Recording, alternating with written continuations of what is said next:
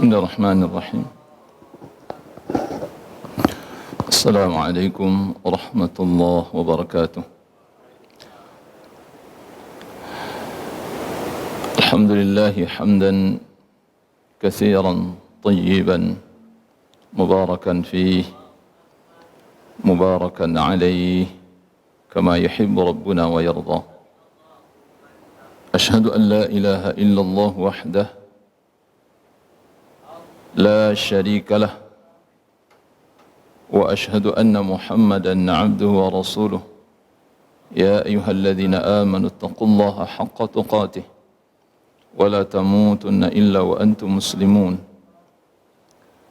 يا أيها الناس اتقوا ربكم الذي خلقكم من نفس واحدة وخلق منها زوجها وبث منهما رجالا كثيرا ونساء واتقوا الله الذي تساءلون به والأرحام إن الله كان عليكم رقيبا. يا أيها الذين آمنوا اتقوا الله وقولوا قولا سديدا يصلح لكم أعمالكم ويغفر لكم ذنوبكم وما يطع الله ورسوله فقد فاز فوزا عظيما. Amma ba'du, kaum muslimin, bapak-bapak, ibu-ibu yang dimuliakan Allah Subhanahu wa taala. Dengan izin Allah Subhanahu wa taala kita kembali dapat menunaikan kewajiban kita kepadanya, dan ini merupakan satu nikmat yang wajib kita syukuri. Karena di antara nikmat terbaik yang Allah berikan kepada kita adalah kita dimudahkan oleh Allah untuk beribadah kepadanya. Allah ringankan, Allah mudahkan kepada kita untuk melakukan ibadah. Ini nikmat besar yang Allah berikan. Karena tidak setiap muslim dimudahkan oleh Allah Subhanahu wa taala. Bahkan kebanyakan muslim itu merasa sulit untuk beribadah dan berat untuk beribadah.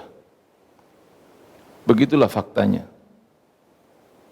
Rata-rata muslim berat ya beribadah, dan memang ibadah ini berat. Tidak ada yang mengatakan bahwa ibadah itu ringan. Semua ibadah itu berat untuk dilakukan, kecuali yang Allah ringankan. Makanya dalam satu riwayat disebutkan oleh Rasulullah sallallahu alaihi wasallam,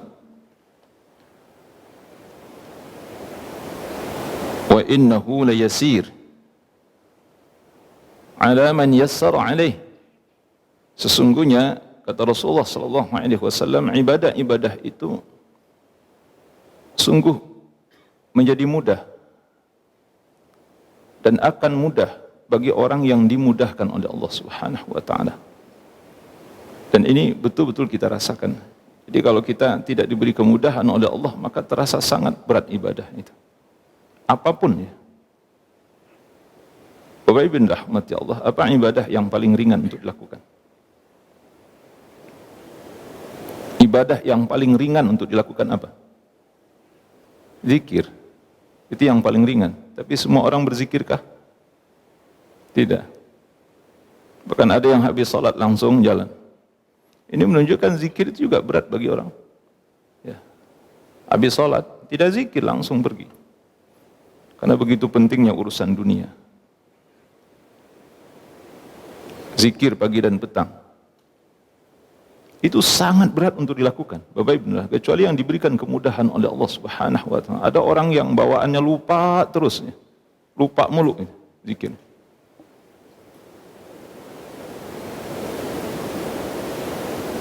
Hanya mengucapkan subhanallah walhamdulillah wa la ilaha illallah wallahu akbar. Hanya mengucapkan subhanallah wa bihamdihi. Hanya mengucapkan subhanallah wa bihamdihi subhanallahil azim. Hanya mengucapkan kalimat la ilaha illallah wahdahu la syarika lah lahul mulku wa lahul hamdu wa huwa ala kulli syai'in qadir. Tapi begitu beratnya itu untuk diucapkan. Dan jangan dikira setiap kita berzikir kepada Allah, tidak. Dan rata-rata kita ini tidak berzikir kepada Allah. Ini menunjukkan bahwa Allah tidak berikan kemudahan itu. Oleh karena itu, berdoalah kepada Allah Subhanahu wa taala dengan doa yang diajarkan oleh Nabi sallallahu alaihi wasallam, Allahumma la sahla illa ma ja'altahu sahla wa anta taj'alul hazna idza syi'ta sahla. Dan saya kira doa ini harus dihafal kita. Ya Allah, la sahla illa ma ja'altahu sahla. Tidak ada kemudahan kecuali yang Engkau berikan kemudahan. Wa anta taj'alul hazna idza syi'ta sahla. Dan Engkaulah yang memudahkan semua kesulitan. Mudahkanlah urusanku ya Allah. Terutama sekali untuk beribadah kepadamu. Karena kalau tidak, Bapak Ibu rahmati Allah, maka akan sangat berat ibadah itu dilakukan. Sangat berat. Semua ibadah, bahkan ibadah paling ringan sekalipun, hanya mengucapkan Alhamdulillah saja beratnya bukan main. Sampai rumah, ya kan? Dengan selamat. Itu kalimat yang harusnya keluar dari mulut kita, Alhamdulillahirabbil alamin. Segala puji bagi Allah yang telah menghantarkan kita sampai ke rumah dengan selamat, ketemu dengan istri dan anak-anak kita. Ya kadang-kadang kalau alhamdulillah aja enggak terucapkan. Lupa gitu. Bapak Ibu rahmati Allah Subhanahu wa taala. Oleh karena itu, Bapak Ibu rahmati Allah, bersyukurlah kita kepada Allah atas nikmat yang Allah berikan kepada kita. Tapi pada kesempatan ini kita akan melanjutkan pembahasan kita dari bahasan kitab Syarah Aqidah Ahlussunnah wal Jamaah, masih di dalam pembahasan tema syarat-syarat kalimat la ilaha illallah. Kita sudah membahas yang pertama, yakni syarat yang pertama adalah al-ilm, ya, ilmu. Yang kedua, kita sudah membahas syarat al-yaqin. Jadi kalimat la ilaha illallah itu wajib ada syarat-syarat ini pada saat kita mengucapkannya, saat kita mengamalkannya. Wajib disertai dengan ilmu, wajib disertai dengan keyakinan. Kemudian yang ketiga yang sudah kita bahas adalah al-ikhlas. Karena ini adalah ibadah kepada Allah Subhanahu wa taala. Kalimat la ilaha illallah itu adalah kalimat yang paling agung di sisi Allah Subhanahu wa taala. Siapa yang mengucapkannya maka dia menjadi satu ibadah di sisi Allah Subhanahu wa taala.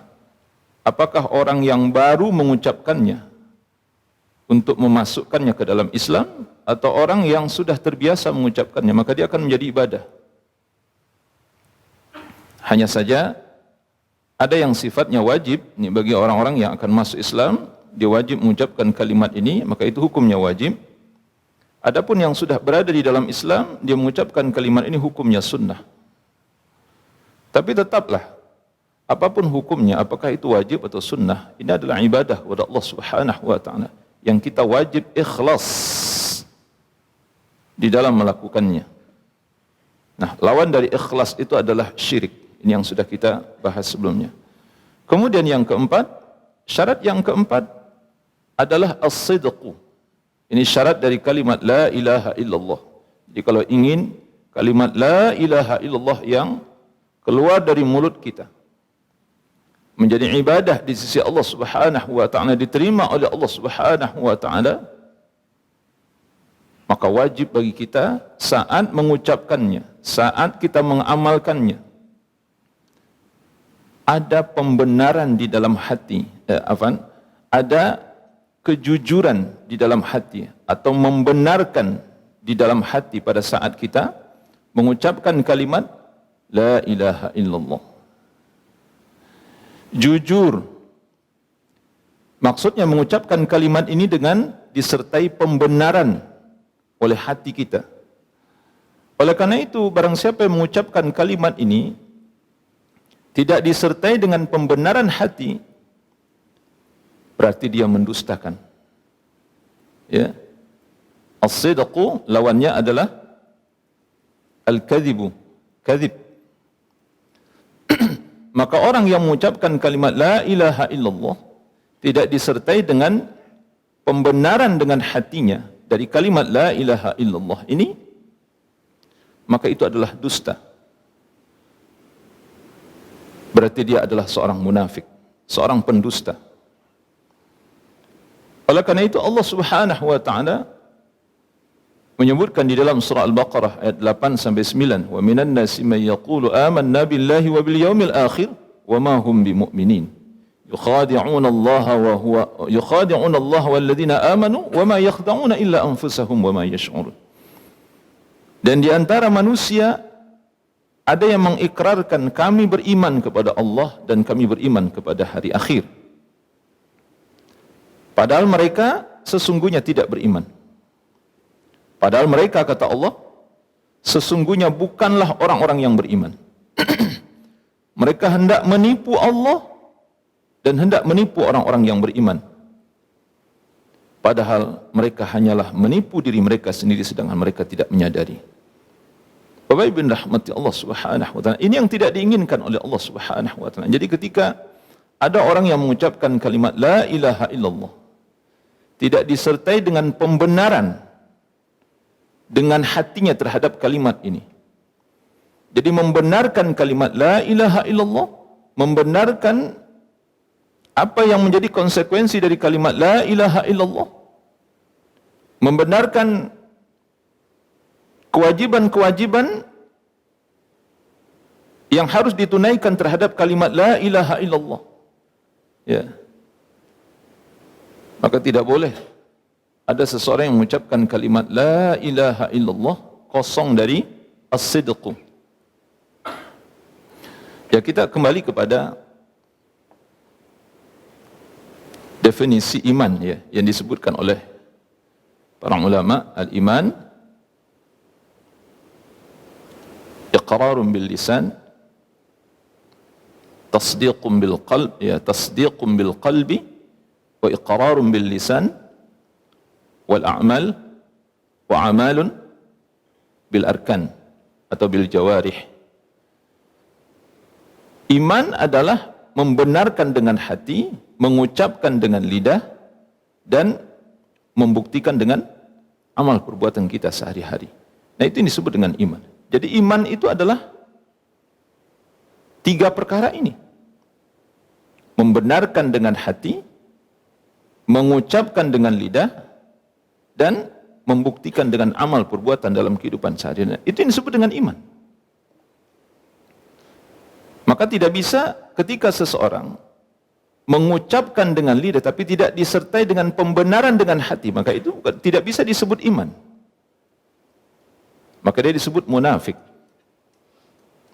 Sekalipun nanti terlihat dia memiliki amal. Jadi orang munafik itu mereka mengucapkan dengan lidah, kemudian terlihat ada amalnya. Kalau kita perhatikan, jadi orang munafik itu bukan tidak ada amalnya, ada amalnya. Tetapi amal yang dilakukan itu sama persis seperti dia mengucapkan kalimat la ilaha illallah atau asyhadu an la ilaha illallah wa asyhadu anna muhammadar rasulullah. Tidak ada pembenaran dengan hatinya. Nah, sehingga ketika dia beribadah kepada Allah, apapun bentuk ibadahnya itu tidak ada pembenaran dengan hatinya. Dia melakukan itu sebenarnya dalam rangka dusta. Maka definisi nifaq atau munafik itu oleh para ulama akan disebutkan izharul khair, ya, menyembunyikan apa? Ya, izharul khair, menampakkan kebaikan dan menyembunyikan keburukan. Menampakkan keislaman, menyembunyikan kekufuran, itu kemunafikan. Itu munafik. Jadi munafik, orang munafik atau nifaq, itu adalah menampakkan keislaman, menyembunyikan kekafiran dalam dirinya. Makanya kalau orang munafik, kalau kita lihat, mereka beramal, taubahnya seperti umat Islam. Tetapi amal itu, itulah amal dusta. Supaya dia dikatakan seorang muslim, supaya dia dikatakan mukmin. Jadi kalau kita pelajari sebenarnya, kapan munculnya munafik itu setelah terjadi peperangan Badar. Jadi sebelumnya tidak ada kemunafikan. Bapak Ibu rahmati Allah, secara khusus dalam Islam itu tidak ada kemunafikan. Sifat nifak atau munafik itu muncul itu setelah terjadi peperangan Badar. Ketika orang-orang musyrik Mekah dihancurkan oleh Rasulullah SAW dengan para sahabat, pasukan mereka, ya kan? Kemudian terbunuh para petinggi-petinggi musyrik Mekah pada saat itu, dan itu betul-betul mengguncang Madinah khususnya, Mekah dan Madinah. Mereka tidak mengira sama sekali kok bisa para petinggi-petinggi mereka, orang-orang hebat di kalangan mereka dikalahkan oleh Rasulullah SAW yang jumlahnya hanya 300 orang lebih kurang. Sehingga orang-orang kafir yang ada di Madinah itu mereka ketar-ketir, ketakutan. Wah, jangan-jangan ini giliran kita nih dihabisi oleh Muhammad setelah ini. Makanya disebutkan oleh para ulama, orang-orang musyrik kafir yang ada di Madinah itu berbondong-bondong masuk Islam. Tapi itu dalam rangka untuk menyelamatkan diri saja sebenarnya. Mereka tidak sungguh-sungguh mengucapkan kalimat La ilaha illallah. Inilah Abdullah bin Ubay bin Salul dengan dedengkot-dedengkot di belakangnya, ya, orang-orang yang menjadi pengikutnya. Itu mereka berbondong-bondong masuk Islam. Setelah terjadi peperangan Badar itu, banyak dari mereka yang masuk Islam karena mereka takut. Tetapi mereka masuk Islam itu tidak dilakukan dengan hati mereka, tidak disertai dengan pembenaran. Hati mereka mengucapkan 2 kalimat syahadat itu hanya topeng saja. Subhanallah, Maha Suci Allah. Nah, ini betul-betul kita takut ya kepada Allah Subhanahu wa taala, jangan sampai ini menimpa diri kita. Di dalam surah Al-Munafiqun ayat pertama, qalu nashhadu innaka la rasulullah. Orang-orang munafik mengatakan bahwa kami bersaksi sesungguhnya engkau adalah Rasul Allah. Jadi mereka, jadi begitu ya, orang-orang yang tidak jujur itu, atau orang-orang munafik itu, mereka itu selalu membuat pernyataan gitu. Selalu membuat pernyataan. Dalam rangka apa? Dalam rangka meyakinkan orang bahwa dia ini betul-betul beriman gitu maksudnya. Qalu nashhadu innaka la rasulullah. Sesungguhnya engkau adalah utusan Allah. Kami bersaksi bahwa sesungguhnya engkau adalah utusan Allah. Ya enggak usah dibuat pernyataan juga gitu. Yang penting kalian bersikap saja seperti para sahabat radhiyallahu anhum ajmain. Sahabat enggak ada tuh membuat pernyataan untuk meyakinkan Rasulullah bahwa mereka adalah umat yang patuh, taat, dan benar-benar telah mengakui bahwa orang yang di hadapannya ini adalah utusan Allah Subhanahu wa taala. Enggak perlu dibuat pengakuan itu. Yang penting kalian sudah bersyahadat, ya sudah selesai begitu saja. Nah, tidak perlu ada pernyataan-pernyataan khusus setelah itu. Seakan-akan orang curiga kepadanya sehingga dia buat pernyataan innaka la rasulullah. Kami nashhadu innaka la rasulullah. Kami bersaksi bahwa sungguhnya engkau adalah utusan Allah. Enggak perlu. Nah, ini sebenarnya hanyalah dusta yang keluar dari mulut mereka. Kemudian apa kata Allah? Berikutnya, wallahu ya'lamu innaka la rasul. Dan Allah Maha mengetahui sungguhnya engkau sungguh adalah rasulnya. Wallahu yashhadu innal munafiqina lakadzibun. Dan Allah bersaksi sesungguhnya orang-orang munafik itu sungguh pendusta. Jadi mereka mengucapkan kalimat itu untuk apa? Untuk meyakinkan Nabi bahwa mereka ini ya betul umatnya. Kami ini termasuk umatmu wahai Rasulullah. Kami ini meyakini engkau adalah utusan Allah. Padahal dalam hati mereka sama sekali tidak mengakui Nabi sebagai utusan Allah. Ini kerjaan orang munafik. Na'udzubillah. Ini sampai pada tingkatan tertinggi ya. Jadi yang dijelaskan di sini sebenarnya nifak akbar ya. Ini nifak akbar yang sebenarnya dijelaskan di sini. Dalam hadis Nabi SAW menyebutkan, "Ma min ahadin yashhadu an la ilaha illallah wa anna Muhammadar Rasulullah sidqan min qalbihi illa harramahu Allahu 'alan nar." Tidaklah seseorang bersaksi bahwa tidak ada ilah yang berhak diibadahi dengan benar melainkan Allah, dan bahwasanya Muhammad adalah utusan Allah, dengan jujur dari hatinya dia ucapkan itu, maksudnya kalimat asyhadu an la ilaha illallah wa asyhadu anna Muhammadar Rasulullah, dia ucapkan itu sidqan min qalbih, betul-betul jujur dari hatinya, membenarkan dengan hati. Kata Nabi sallallahu alaihi wasallam, illa harramahullahu 'alan nar. Melainkan Allah mengharamkan dirinya masuk neraka. Ini jaminan dari Nabi sallallahu alaihi wasallam. Jadi betapa pentingnya kita di dalam beribadah kepada Allah Subhanahu wa taala. Ya, khususnya pada saat kita mengucapkan kalimat la ilaha illallah ini disertai dengan pembenaran dengan hati, jujur ya. Kita jujur. Ini terjadi pada semua ibadah harusnya kan.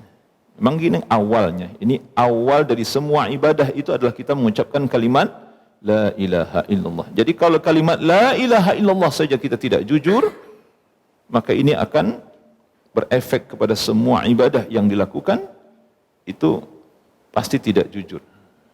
Enggak jujur gitu. Ya, dia beribadah kepada Allah, misalnya salatnya. Bisa jadi itu ada keterpaksaan di dalam hatinya gitu. Kenapa? Karena dari awal sebenarnya dia tidak membenarkan kalimat la ilaha illallah. Nah, salah satu konsekuensi dari kalimat la ilaha illallah itu nanti akan menjalankan semua perintah Allah, termasuk salat misalnya. Maka ciri orang munafik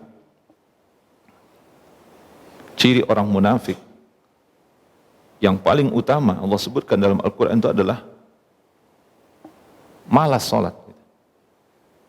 Innal munafiqina yukhadi'una Allah wa huwa khadi'uhum. Surah An-Nisa ayat 142. Innal munafiqina yukhadi'una Allah wa huwa khadi'uhum. Sungguhnya orang-orang munafik itu bermaksud ingin menipu Allah. Padahal Allah lah yang menipu mereka. Wa idza qamu ila sholati qamu kusala. Kalau mereka salat, kata Allah, mereka malas. Nah, hati-hati nih, Pak. Ini betulnya Allah ingatkan dalam Quran. Jadi ciri munafik, orang munafik itu apa cirinya? Malas salat. Jadi, kalau ada yang malas salat gitu. Malas salat berjamaah, tidak salat berjamaah. Salat dari akhir-akhir waktu. Ini ciri utama orang munafik ini. Silakan lihat dalam Al-Quran. Jadi hati-hati ya. Kemudian yura'una an-nasa wa la yadhkuruna Allah illa qalila. Kalaupun mereka mendirikan salat, itu bukan karena Allah. Nah, ini disebut tadi kan, berarti tidak ikhlas juga kan? Kan tadi kan ada syarat ikhlas. Ria karena manusia. Ria ingin dilihat orang, ingin dipuji, ingin disebut-sebut, ingin disanjung, ingin diapresiasi. Subhanallah, maha suci Allah. Ini munafik nih. Wala yadhkuruna Allah illa qalilan. Ini yang ketiga. Dan mereka tidak mengingat Allah kecuali hanya sedikit sekali. Nah, itu apa maksudnya itu? Inilah buah dari kedustaan yang dilakukan sejak dari awal sebenarnya. Itu kan buah dari kedustaan sebenarnya. Dia tidak jujur sejak dari awal. Dia berdusta dengan kalimat la ilaha illallah itu. Sehingga apapun yang lahir, konsekuensi dari kalimat la ilaha illallah, enggak ada yang beres satupun. Termasuklah ibadah salat. Ibadah salat ini benar-benar ujian buat kita, Bapak Ibu rahmati Allah. Saya ingatkan kepada antum ya. Ibadah yang paling berat di dalam Islam itu ya ibadah salat ini. Kalau ibadah-ibadah yang lain kan kita tunaikan setahun sekali, puasa setahun sekali. Itu mah orang ya bukan kita menganggap remeh ya. Maling itu puasa juga, Pak. Pezina puasa, Pak. Betul tidak? Pemabok puasa, Pak. Coba lihat. Mereka puasa gitu. Ya apakah puasanya benar atau tidak itu persoalan lain tuh. Maksudnya ibadah yang sifatnya tahunan itu, Bapak Ibu rahmati Allah subhanahu, itu orang yang sangat lemah sekalipun terlihat itu mereka masih berpuasa gitu. Tapi ibadah salat ini kita lakukan setiap hari. Dan ini ujian, benar-benar ujian dari Allah subhanahu. Allah ingin lihatnya. Kalian ini benar enggak keimanan kalian? Lihat dari sisi salatnya benar atau tidak. Makanya Allah subhanahu wa ta'ala menjadikan salat ini tolok ukur. Seseorang itu benar beriman atau dia seorang munafik. Jadi kalau kita ingin melihat seseorang ini munafik atau dia beriman, benar mukmin sejati atau dia seorang munafik, lihat saja salatnya. Malas salatnya. Suka terlambat, tidak salat. Wallahi demi Allah, Pak. Ini ciri munafik. Ini ujian buat kita. Nah, oleh karena itu, kalau ini yang terjadi padanya, coba perbaiki kalimat la ilaha illallah dalam hati kita. Ini benar, Pak. Karena awalnya itu di situ sebenarnya. Karena kalimat la ilaha illallah ini enggak beres dalam hati kita.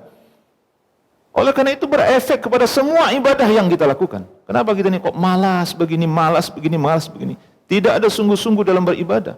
Itu persoalannya. Kalimat la ilaha illallah itu tidak kokoh dalam hati kita, tidak mantap dalam hati kita. Saya selalu mengatakan, ingat Bapak Ibu, kita ini Islam warisan. Nah itu dia. Saya mau tanya, kapan Bapak Ibu belajar kalimat la ilaha illallah ini secara khusus? Secara khusus. Jujur saja diakui. Enggak ada kita belajar secara khusus kan. Bapak Ibu rahmati Allah Subhanahu wa taala. Oleh karena itu, posisi kalimat la ilaha illallah di dalam hati kita itu lemah gitu. Karena kita tidak pernah memberi ruang sebagaimana mestinya, sebagaimana layaknya kalimat ini di dalam hati kita. Orang kita nggak pernah belajar secara khusus.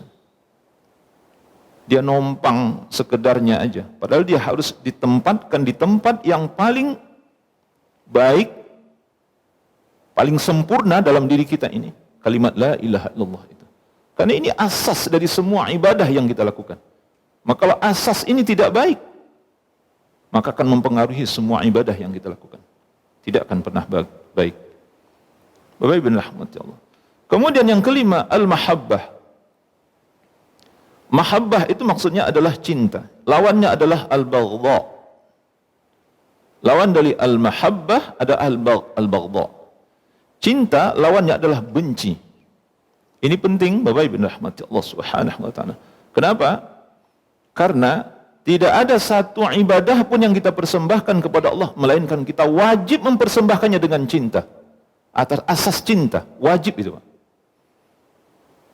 Maka ada ungkapan dari para ulama salaf, siapa yang beribadah kepada Allah hanya dengan cinta, maka dia adalah seorang zindiq.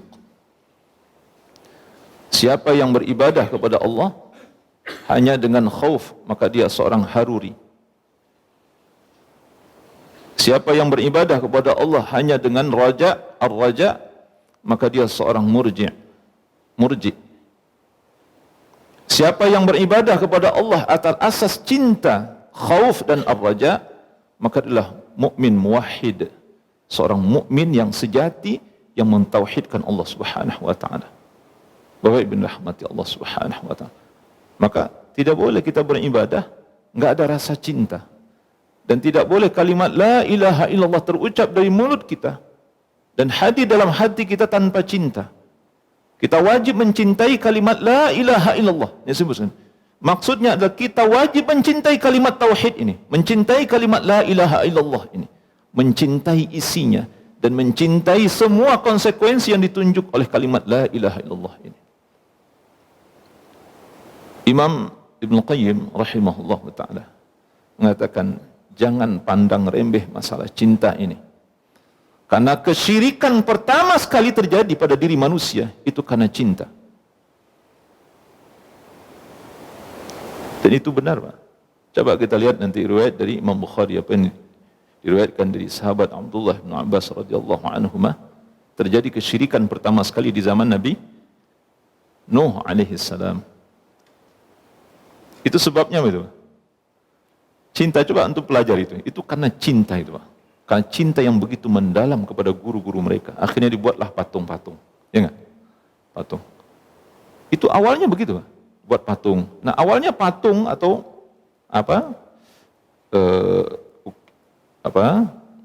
ya patung ini itu bukan untuk disembah awalnya, tidak. Tapi oleh anak cucu mereka yang datang belakangan, karena asas pembuatan patung adalah karena rasa cinta, kemudian mereka juga menjadikan patung ini sebagai penyemangat mereka. Jadi kalau mereka lalai itu lihat patung. Jadi begitu bahasanya. Patung itu buat apa pertama? Pertama sekali patung itu dibuat, Pak, itu bukan untuk disembah. Tapi patung ini untuk mengingatkan mereka. Jadi guru-guru mereka sudah wafat, sehingga buatlah patung-patung yang mirip dengan guru-guru mereka. itu mereka datang ke patung, seperti melihat seorang guru. Jadi seakan-akan patung ini menjadi gurunya, itu yang mengingatkan dia, kenapa kalian lalai? Sehingga ketika dia melihat patung itu, dia taat lagi kepada Allah Subhanahu. Bukan disembah patungnya, bukan. Tetapi kemudian, Bapak Ibu rahmati Allah, anak cucu di belakang mereka menyembah patung ini. Kenapa? Karena awalnya rasa cinta yang mengalir dari orang tua mereka terhadap guru-guru ini, syekhnya para orang tua mereka. Akhirnya patung-patung itu tidak lagi semata hanya untuk penyemangat diri mereka untuk beribadah kepada Allah saat mereka sedang lemah, saat mereka sedang malas, tetapi sudah dijadikan sesembahan sebagai tandingan bagi Allah Subhanahu wa taala. Apa yang terjadi pada diri orang-orang Yahudi dan orang-orang Nasrani? Mereka menyembah para nabi-nabi mereka setelah nabi-nabi itu meninggal.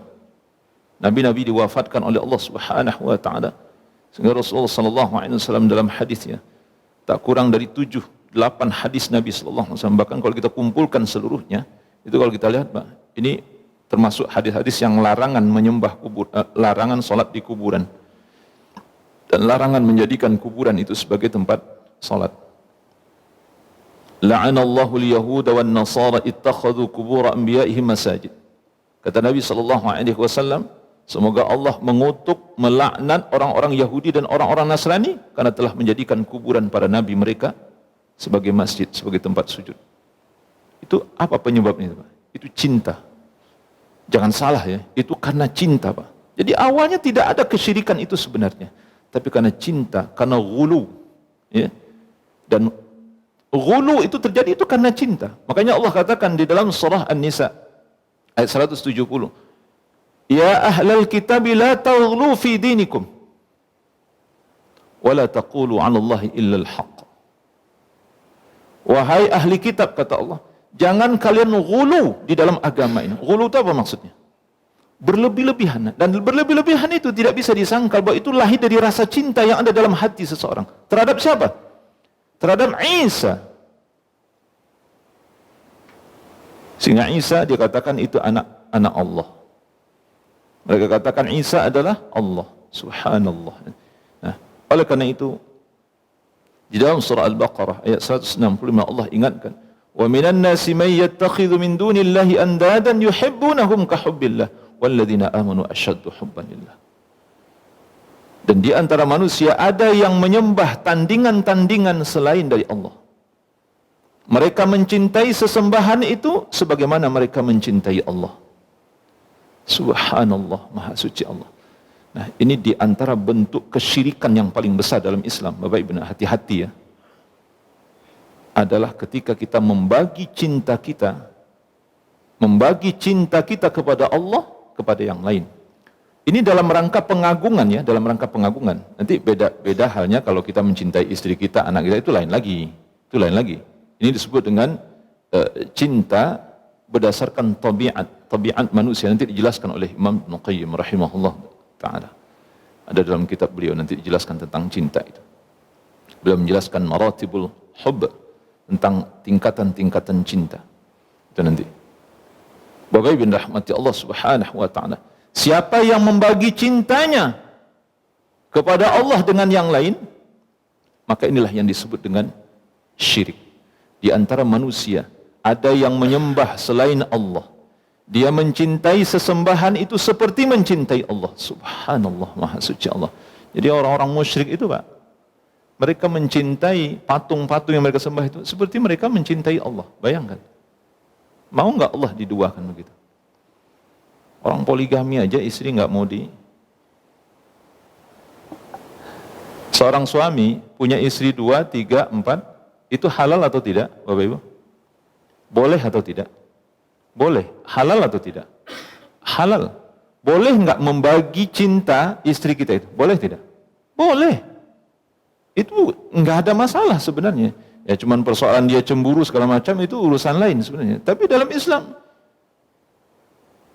wa in khiftum alla tuqsitu fil yatama fankihu ma taba lakum minan nisa'i mathna wa thulatha wa ruba'. Allah sebutkan dalam surah An-Nisa ayat 3 ini. Bapak Ibu rahmati Allah Subhanahu wa taala. Nikahilah wanita yang baik-baik itu 2, 3 atau 4 kata Allah Subhanahu wa taala. Memang halal. Gitu. Artinya kalau cinta terhadap sesama manusia masih boleh dibagi. Namun demikian, kita mau tanya nih, Pak. Ada enggak istri pertama itu 100% dia rela membagi cintanya dengan istri kedua? Tanyakan sama ibu-ibu. Ya kalau bapak pasti nggak tahu gitu. Tanya sama ibu-ibu. Tapi kalau ibu-ibu nggak pernah dimadu oleh suaminya, nggak tahu juga, ya kan? Nggak tahu juga gitu. Ini yang tahu orang yang pernah dimadu gitu, cintanya pernah dimadu oleh suaminya. Tapi hukum asal, Pak, tidak ada yang ridha, tidak ada yang suka. Tidak ada yang suka. Dari mana tahunya? Kita dari istri-istri Nabi SAW. Kalau Bapak pelajari istri Nabi itu saling cemburu satu dengan yang lainnya. Saling curiga, cemburu. Itu benar Bapak Ibu rahmati Allah Subhanahu wa taala. Bahkan Aisyah yang sudah jatah dapat banyak jatah dibandingkan dengan yang lain dari Nabi masih curiga juga. Jadi kalau Nabi misalnya sudah jatah ke rumah beliau, kemudian Nabi setelah itu keluar, ya, itu diikutin oleh Aisyah. Hadisnya sahih. Dibuntutin, curiga Aisyah, ini Rasulullah kemana nih gitu. Jadi cemburu gitu, masih ada rasa cemburu gitu. Jadi jangan dikira orang poligami itu nggak ada rasa cemburu satu dengan yang lain. Nah kalau manusia saja nggak mau dibagi cintanya, apalagi Allah Subhanahu wa taala. Padahal membagi cinta manusia itu masuk dalam perkara halal, mubah. Tapi tidak boleh membagi cinta kepada Allah Subhanahu wa taala. Walladzina amanu asyaddu hubban lillah. Dan orang-orang yang beriman kata Allah sangat keras cintanya kepada Allah. Nah ini dia, Pak. Kalau Bapak Ibu pelajari nanti, tingkatan cinta yang paling tinggi itu apa yang disebut dengan tatayyum. Saya tidak membahas tentang cinta ini, Pak. Nanti kalau ada waktu satu waktu kita membahas tentang cinta gitu. Apa yang disebutkan tatayyum? Apa itu tatayyum? Tatayyum ya, itu maksudnya seseorang menjadi budak dari orang yang dia cintai. Seseorang menjadi budak dari orang yang dia cintai. Dia menjadi sangat rendah dan hina di hadapan orang yang dia cintai. Sehingga dia mau melakukan apapun yang diinginkan oleh orang yang dia cintai. Totalitas penyerahan dirinya terhadap orang yang dia cintai. Nah kalau ini dilakukan kepada Allah, artinya dia betul-betul pasrah, menyerahkan diri kepada Allah. Patuh, taat kepada Allah. Totalitas dalam mentaati Allah Subhanahu wa taala. Ini disebut dengan walladzina amanu asyaddu hubban lillah. Coba Bapak Ibu rahmati Allah, lihatlah betapa cintanya Nabi Muhammad sallallahu alaihi wasallam kepada Allah Subhanahu. Apapun keinginan Allah, tidak ada yang tidak ditunaikan oleh Nabi. Coba lihat para sahabat radhiyallahu anhum ajma'in, betapa besar cinta mereka kepada Allah Subhanahu. Apapun yang diinginkan Allah, mereka apa yang tidak diberikan oleh para sahabat. Betapa besarnya cinta Khadijah kepada Allah. Sehingga semua harta bendanya, semuanya. Khadijah itu, coba nanti baca sejarahnya. Beliau wafat, itu tidak meninggalkan apa-apa. Tidak meninggalkan harta.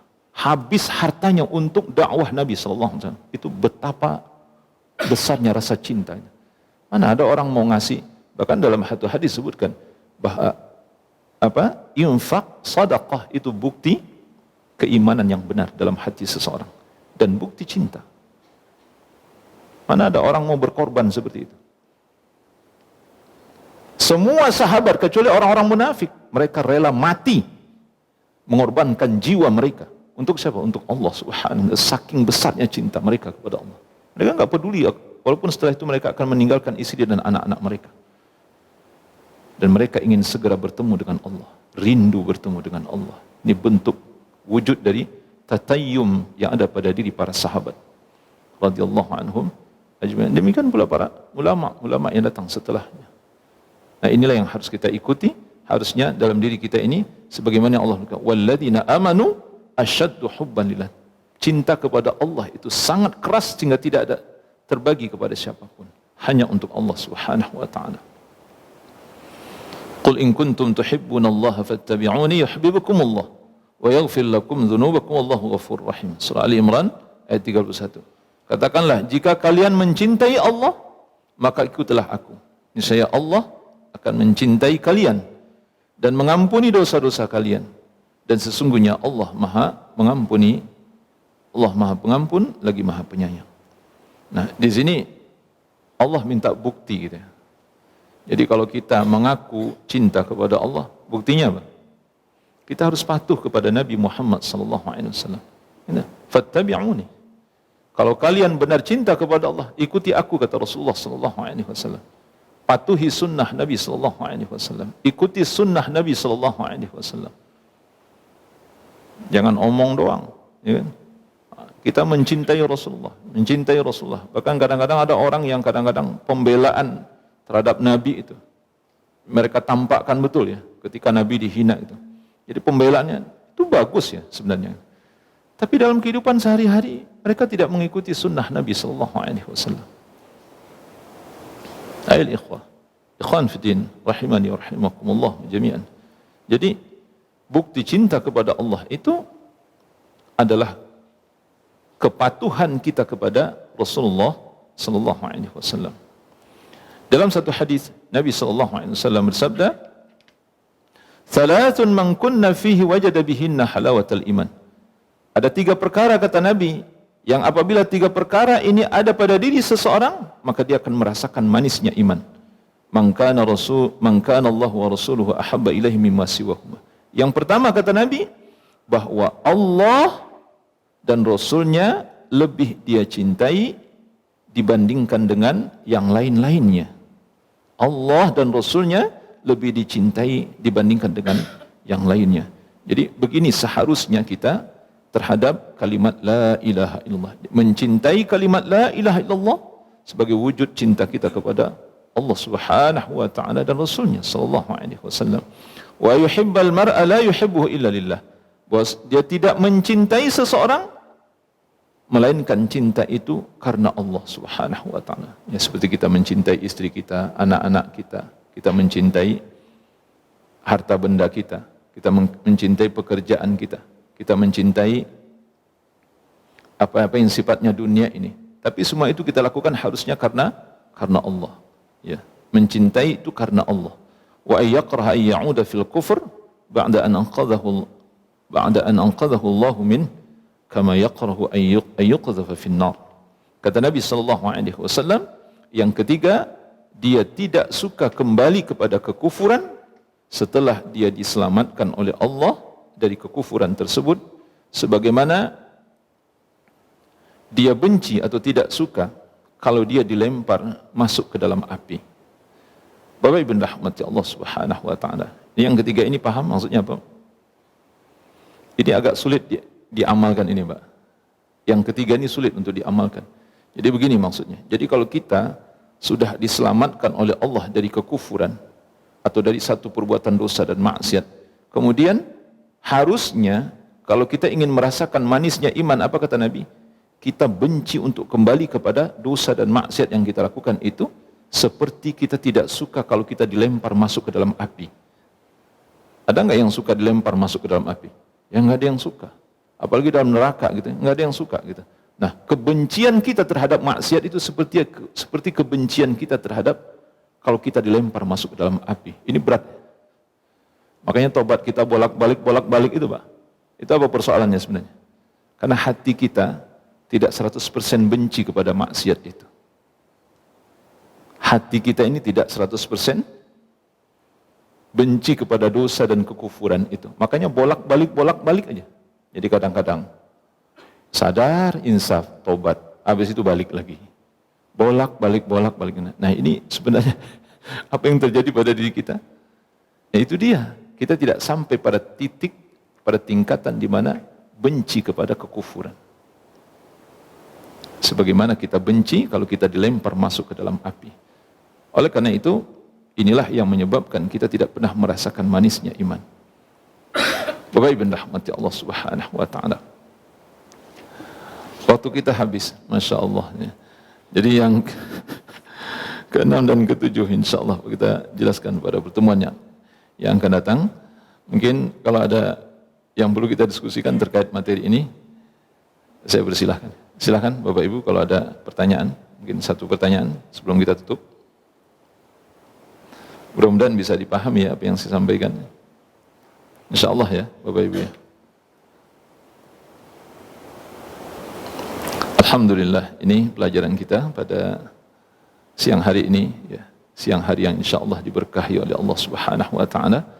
Mudah-mudahan umur kita, umur saya, umur Bapak dan Ibu diberkahi oleh Allah Subhanahu wa taala karena kita berusaha untuk menjalankan apa yang diperintahkan oleh Allah. Kemudian melakukan apa yang disenangi dan dicintai oleh Allah Subhanahu wa taala. Dan ingat apa yang disebutkan oleh Imam Al-Qayyim rahimahullah ta'ala, dan ini benar berdasarkan Al-Quran dan Sunnah. Tidak ada keberkahan umur kita kecuali yang umur itu kita gunakan untuk melakukan apa-apa yang diridhai oleh Allah Subhanahu wa ta'ala. Saya kira perlu digaris bawah itu, Pak. Jadi kalau ada umur kita ini kita gunakan untuk melakukan hal yang tidak diridhai oleh Allah, maka itu keluar dari konteks keberkahan. Allah tidak berkahi. Maka coba kita menghitung umur kita. Hari ini, manakah umur kita yang diberkahi oleh Allah? Mana yang lebih banyak umur kita ini diberkahi oleh Allah Subhanahu wa taala atau yang tidak diberkahi oleh Allah Subhanahu wa taala? Ya kita sendiri bisa merasakan gitu. Oleh karena itu, Bapak Ibu rahmati Allah Subhanahu wa taala, Allah tidak ridha kalau umur kita ini kita habiskan untuk melakukan hal-hal yang dimurkai oleh Allah Subhanahu. Tidak ada keridhaan, tidak ada keberkahan di dalamnya. Sedangkan umur kita ini akan kita pertanggungjawabkan di hadapan Allah di akhirat nanti. Semoga apa yang disampaikan bermanfaat, insyaallah. Dan pada pertemuan yang akan datang kita akan selesaikan syarat-syarat ini, kemudian kita masuk nanti kepada rukun dari kalimat la ilaha illallah, insyaallah. Kalau sempat kita masuk kepada pembahasan rukun iman, ya kita sudah mulai masuk pembahasan kepada rukun iman insyaallah. Sallallahu ala nabiyyina Muhammad wa ala alihi wa sahbihi wasallam. Subhanakallahumma wa bihamdika asyhadu an la ilaha illa ant astaghfiruka wa atubu ilaik. Wassalamu alaikum warahmatullahi wabarakatuh.